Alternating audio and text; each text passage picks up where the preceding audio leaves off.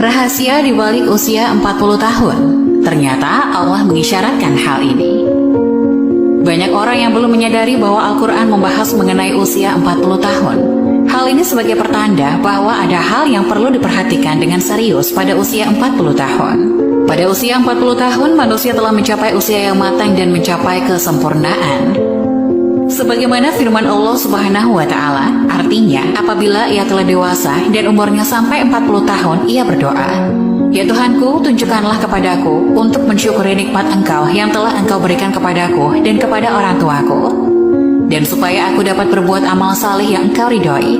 Berilah kebaikan kepadaku dengan memberi kebaikan kepada anak cucuku. Sesungguhnya aku bertobat kepada Engkau dan sesungguhnya aku termasuk orang-orang muslim."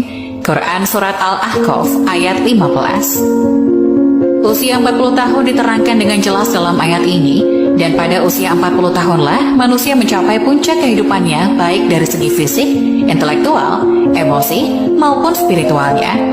Di usia 40 tahun telah melewati masa mudanya dan meninggalkan masa mudanya. 40 tahun bukan usia yang muda lagi dan melangkah ke usia dewasa yang sebenar-benarnya.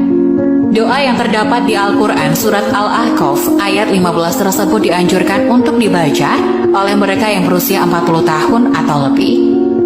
Di dalamnya terdapat penjelasan yang sangat jelas bahwa mereka yang telah menerima nikmat yang sempurna, kecenderungan untuk beramal yang positif dan mempunyai keluarga yang harmonis, kecenderungan untuk bertaubat kepada Allah dan kembali kepada Allah Subhanahu wa Ta'ala.